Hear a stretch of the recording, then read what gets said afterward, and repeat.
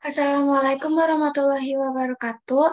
Kami dari kelompok 8 akan memaparkan hasil dari analisis rasio keuangan PT Nippon Indosari Korpindo Tbk periode 2020.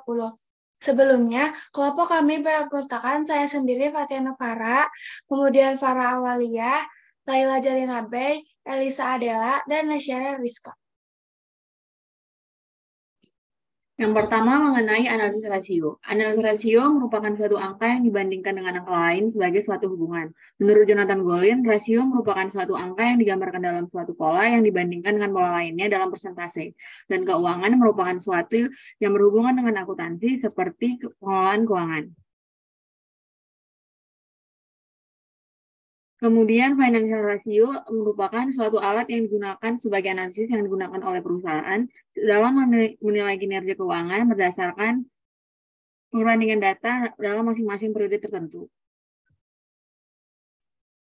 Analisis rasio digunakan untuk mengukur tingkat kesehatan perusahaan yang ditentukan oleh 6 faktor, yaitu rasio likuiditas yang mengukur kemampuan perusahaan untuk memenuhi kewajiban jangka pendek, rasio solvabilitas untuk mengukur kemampuan perusahaan dalam melunasi kewajibannya, rasio aktivitas untuk mengukur efisiensi perusahaan dalam memanfaatkan sumber daya yang dimiliki, rasio probabilitas yang mengukur kemampuan perusahaan dalam menghasilkan laba, rasio pertumbuhan untuk mengukur seberapa besar pertumbuhan perusahaan dalam mempertahankan posisinya pada industri dan perkembangan ekonomi secara umum, dan rasio valuasi yang mencerminkan kombinasi pengaruh rasio resiko dan return rasio.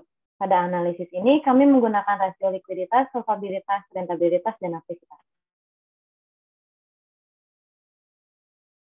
Untuk rasio likuiditas, yang pertama ada current ratio yang rumusnya aktiva lancar dibagi hutang lancar. Hasilnya 383,03, yang artinya PT Nippon Indosari dapat memenuhi kewajiban hutang lancarnya. Yang kedua ada quick ratio, rumusnya aktiva lancar dikurang persediaan dan dibagi hutang lancar. Hasilnya 357,4%, yang artinya PT Nippon Indosari dapat memenuhi kewajiban hutang jangka pendeknya dengan cepat.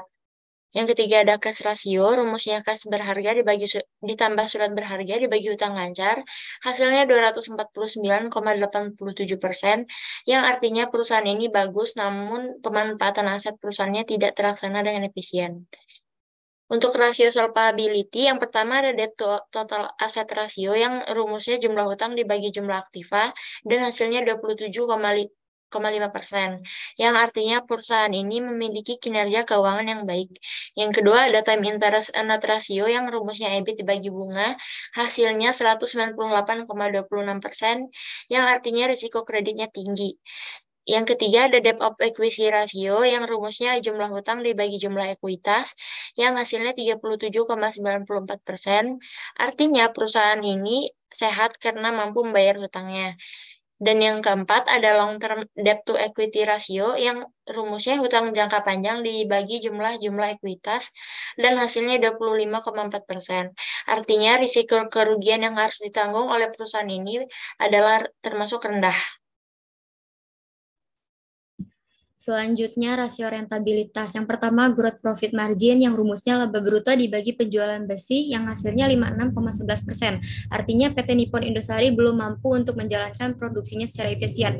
Yang kedua operating profit margin yang rumusnya EBIT dibagi penjualan besi yang hasilnya 4,99%. OPM PT Nippon Indosari menunjukkan persentase laba operasionalnya perusahaan ini terhitung kecil. Yang ketiga net profit margin yang rumusnya EAT dibagi penjualan bersih yang hasilnya 5,25%. Artinya PT Nippon Indosari sudah cukup efisien dalam menentukan harga pokok penjualan.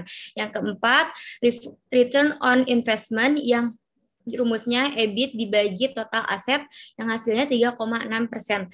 Hal ini menunjukkan bahwa pendapatan yang diperoleh PT Nippon Indosari belum mampu menutup biaya investasi yang dikeluarkan.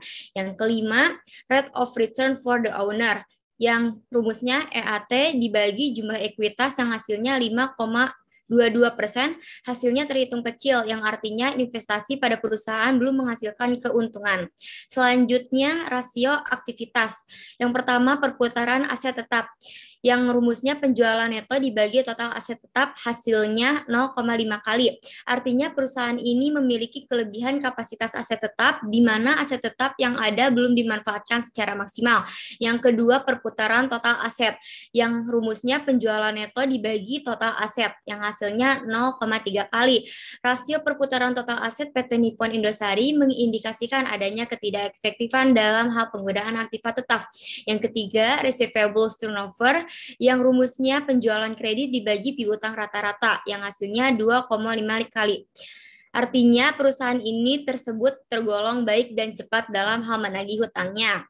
Selanjutnya, average collection period yang rumusnya piutang rata-rata dibagi penjualan kredit dibagi 360 yang hasilnya 142,4 kali, yang artinya waktu yang dibutuhkan perusahaan untuk mengumpulkan piutang dari pelanggan dan mengonversi piutang menjadi uang kas adalah sebesar 142,4 kali. Selanjutnya, perputaran persediaan yang rumusnya HPP dibagi persediaan.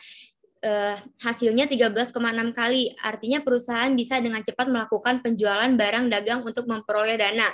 Dan yang terakhir ada average day inventory yang rumusnya inventory rata-rata dikali 360 dibagi HPP yang hasilnya 24 kali. Sekian pemaparan dari kelompok kami. Terima kasih. Wassalamualaikum warahmatullahi wabarakatuh.